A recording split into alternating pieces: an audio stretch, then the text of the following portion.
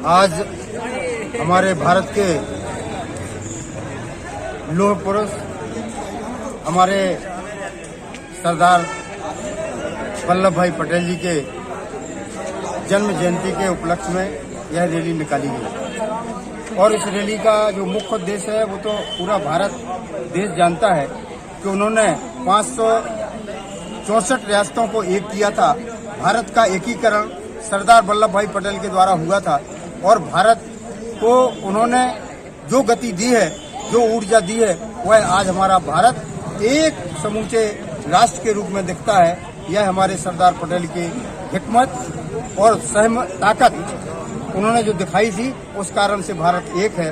उसी उनके जन्मदिन पर आज हम सभी लोग, पटेल समाज के लोग और अन्य समाज के भी सभी लोग सम्मिलित होकर के यहाँ एक कई प्रकार से कार्यक्रम करके, सांस्कृतिक कार्यक्रम करके और अपने उत्साह के रूप में इस जन्म जयंती को मनाया गया। उनके उपलक्ष्य में आज सरदार जयंती मनाई गई है, इसलिए हम लोग सभी जुटे।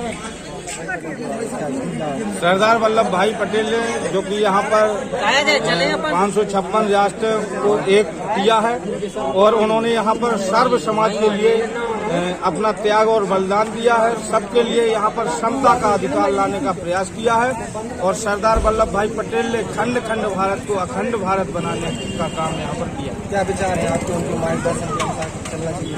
हाँ, वो मतलब यहाँ पर गरीब लोगों की वो लोग सहायता करते थे और जिस प्रकार से एक लौह पुरुष की उनको उपाधि दी गई है, अगर दुश्मन सामने आ जाए तो लौह पुरुष की तरह मतलब एक जाने जाते थे सरदार वल्लभ भाई पटेल। समाज के लोग इकट्ठे होकर के महिलाओं के लिए हम लोगों ने उनके आदर्श के लिए सम्मान किया कि अब हमारी महिलाएं आके मंच संभालें और हम लोग उनका सहयोग तन मन धन से करेंगे। आज सरदार वल्लभ भाई की जयंती पर हम लोगों ने प्रतिज्ञा की है, निश्चय कर लिया है और जो आगे एकत्र होकर के समाज को आगे बढ़ाने का काम जिस प्रकार से सरदार वल्लभ भाई पटेल जी ने कई राज्य इकट्ठे किए थे, इसी प्रकार से हमारी समाज ने आज संकल्प लिया है सरदार वल्लभ भाई पटेल के यहाँ कि हम सब एक मिल करके, सब एक रह करके सारे काम जो आगे आने वाले हैं, विधानसभा चुनाव जो चुनाव है वो एकत्र होकर के सभी चुनाव लड़ेंगे।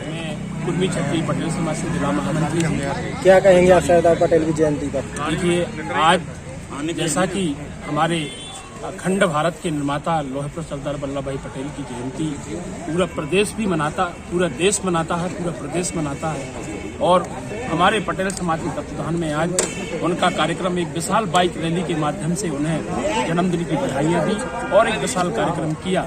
ऑडिटोरियम में हमने उनका कार्यक्रम महिला शक्तिकरण को आगे बढ़ाने के लिए किया है, महिलाओं का प्रोत्साहन हो और उनके आदर्शों पर चलने के लिए आज सबने यहाँ मिलजुल कर नई सौगात ली है और जिस प्रकार से उनके जो मार्गदर्शन थे उन सब पे चलने के लिए हमारे पूरे समाज ने आज सब लोगों ने सौगंध खाई है कि हम उनके सपनों को साकार करेंगे और इस अखंड भारत को खंड बनाए रखेंगे।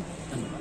के बारे में हम बस थोड़ा सा ही जानते हैं, जितना कि हमने सुना है कि खंड खंड भारत को अखंड ने बनाया, 565 रियासतों को एकजुट किया और उसी के तत्पश्चात आज सरदार वल्लभ भाई पटेल की जयंती थी। तो उसमें हमारे जितने भी समस्त युवा वर्ग के लोग हैं, सबने तहे दिल से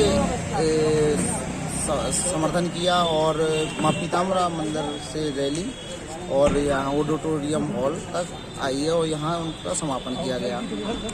गांधी का साथ दिया और देश की आज़ादी में अपनी अहम भूमिका निभाई और सरदार वल्लभ भाई पटेल ने 562 रियासतों को एक किया हुआ है, जो कि बहुत असंभव कार्य था। बिना किसी पुलिस फोर्स को लेकर उन्होंने 3 रियासत ऐसी थी जो कि भारत में विलय नहीं करना चाहती थी। एक जूनागढ़ रियासत हो गई, एक हैदराबाद की रियासत और तीसरा जम्मू कश्मीर राज्य। जूनागढ़ के जो नवाब थे, वहाँ की जनता हिंदुस्तान। आज हम लोगों ने समस्त समाज के लोगों को आमंत्रित किया, जिसमें हमारे साथ प्रजापति समाज के लोग भी, पटेल समाज के लोग भी आए और लगभग सभी समाज के लोग राष्ट्रीय एकता दिवस के रूप में सरदार पटेल जी की 147वीं जयंती को मनाने के लिए इकट्ठे हुए, बाइक रैली में हिस्सा लिया और नगर पालिका के ऑडिटोरियम में हमने एक आम सभा करी, जिसमें हमने महिलाओं की शक्ति को प्रतिनिधित्व दिया। उनसे हमने मंच संचालन से लेके शक्ति को प्रेरित भी किया और मातृशक्ति को आगे ले जाने के लिए हम लोग अभी बहुत सारी रूपरेखाएं बनाएंगे और बहुत सारे प्लान करेंगे, जिससे हमारी माताएं बहनें भी आगे आके काम करें। युवाओं के लिए क्या संदेश देना चाहते हैं आप? युवाओं के लिए आज सरदार पटेल जी की जयंती पर सिर्फ एक ही संदेश देना चाहूँगा। जिस प्रकार से हमारे महामानवों ने 565 रियासतों को एक किया था, उसी प्रकार से सारे समाज, सभी धर्म, सभी वर्गों को जोड़ करके उसी एकता को हमेशा स्थापित करें और अपने सम्मान को भी कभी दरकिनार न करें। तो क्या आने वाले चुनाव में पटेल समाज के लोग एकत्र होकर चुनाव लड़ेंगे क्या?